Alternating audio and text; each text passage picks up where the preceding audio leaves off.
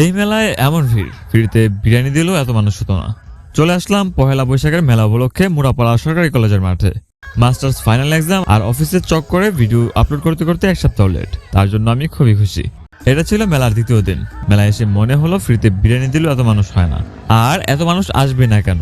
আজকে এখানে কনসার্টে মাতাবেন বাংলার জনপ্রিয় ছায়াকে গায়ক হওয়া এফ.এ. সুমন ভাই, মৌসুমী মৌ, কিশোর পলাশ ও আফসা নাইমা। ওরা পারফর্ম করার আগেই এক পিচ্চিমের বুকের মাঝে আগুন জ্বলে উঠেছে, তাই নিবানোর জন্য প্রেমের নদী খুঁজতেছে।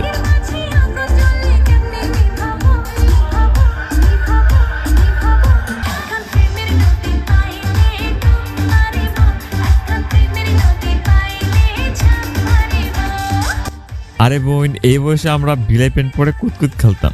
প্রথমে আফসা নাইমা আপু পারফর্ম করলেন, এরপর কিশোর পলাশ ভাই মঞ্চ মাতালেন। যদিও জিলাপি খাওয়ায় ব্যস্ত থাকায় পলাশ ভাইয়ের ভিডিও নিতে পারেনি। এরপর মঞ্চ কাঁপাতে আসলেন মৌসুমী আপু। জাদুকণ্ঠের গান শোনার পাশাপাশি নিজের ব্রাউন কালারের চুল নাড়িয়ে এমন ভাবে নিজেকে উপস্থাপন করছেন, এটা যদি আমার দাদু দেখতো তাহলে বলতো, আরে এর সাতচুনি ধরছে, তাড়াতাড়ি ঝাড়তে হবে। রাত 9টা বাজতে শুরু হয়, মানুষের সংখ্যা কমে গেছে। তা দোকানের সামনের ভিড় দেখলেই বুঝতে পারছেন। মেলায় সব ধরনের দোকান পাটি ছিল, বাচ্চাদের খেলনা, মেয়েদের জুয়েলারি, কসমেটিক্স, নৌকা, নাগরদোলা ও বিভিন্ন রাইড। আর মেলায় ছেলেদের পাঁচ মেশিন না থাকলে ভাইগুলোর শক্তি পরীক্ষা করাই যেন বিফলে যেত।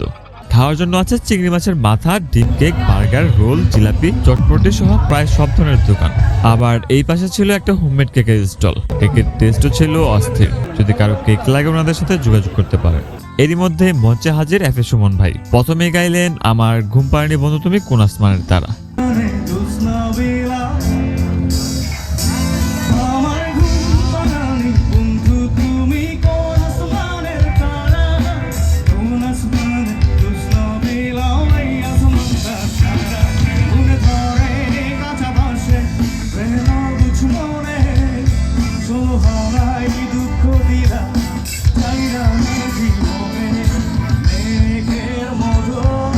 আচ্ছা, মানুষ সুমন থেকে এফ.এ. সুমন হওয়ার কষ্টের গল্পটা আপনাদের বলি।